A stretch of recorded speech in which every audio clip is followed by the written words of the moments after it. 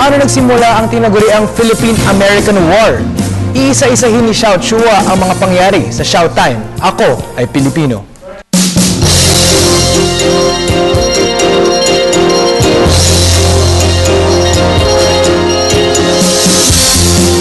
Makasaysayang araw po, it's Xiao Time! 114 years ago ngayong araw, February 4, 1899, nagsimula ang digmaang Pilipino-Amerikano. Noon tinawag itong insureksyon ng mga Pilipino laban sa mga Amerikano.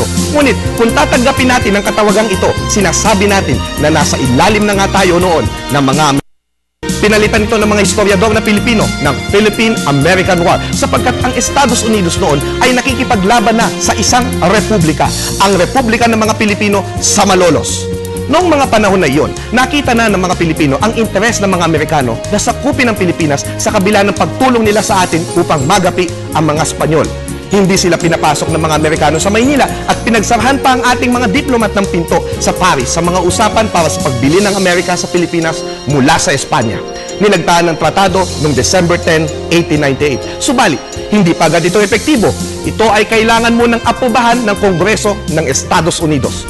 Mainit ang mga naging debate. Para kina William Jennings Bryan at mga Democrats, mga anti-imperialist sila. Hindi dapat kunin ang Pilipinas ng mga Amerikano. Ngunit, ang mga Republicans naman, ang mga pro-imperialist, kailangan daw nila tayong masakop upang ituro sa atin ang demokrasya at pamamahala to Christianize and civilize our little brown brothers. Ito ang tinatawag na white man's burden, obligasyon ng puti na gawin ito sa mga iba pang kulay. Nais na tayo sakupin ng may mabuting hangarin, benevolent assimilation. Mga sentimental imperialist sila. Noong gabi ng February 4, 1899, isang Amerikanong may dugong Ingles na si Private William Grayson ay nakakita ng isang Pilipinong naglalakad malapit sa tinatawag na Black House 7. Ayon sa kanya, I yelled, "Halt!" and made it pretty loud, for I was accustomed to challenging the officer of the guard in approved military style. I challenged him with another loud, "Halt!" Then he shouted, "Alto!" to me. Well, I thought the best thing to do was to shoot him. He dropped. If I didn't kill him, I guess he died of fright. May pagka-stupido rin itong Amerikanong ito. Paano titigil ang Pinoy kung sa English niya sinabi ang kanyang warning?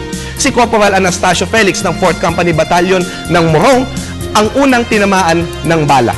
Nagkabarilan na ang mga puwersang Pilipino na nagmula sa direksyong San Juan del Monte at ang mga Amerikano. Nga pala, hindi ito nangyari sa tulay ng San Juan, tagal na nating alam, kundi sa may bandang Santa Mesa, na nga kung saan matatagpuan ng Black House 7 sa Calle Silencio, pagitan ng Sosiego sa Santa Mesa, Maynila. Kinabukasan, sa tulay ng San Juan at iba pang mga lugar sa Maynila at mga kalapit na lugar, tumindi na ang bakbakan. Ang daming namatay. At dahil pinagkait ng mga Amerikano na tayong mga Pilipino ang unang nagpaputok ng baril, ayun, lumakas ang suporta para sa pagsakop ng Pilipinas at noong February 6, 1899, naratipika ang Tratado ng Paris sa Kongreso ng Estados Unidos at naging legal na sa mga Amerikano ang pananakop nila sa Pilipinas. Ito ang medyo nakakabuisit na pagsisimula ng ating pakikidigma sa mga Amerikano. Isang digmaan na kumitil ng tinatayang 200,000 mga Pilipino.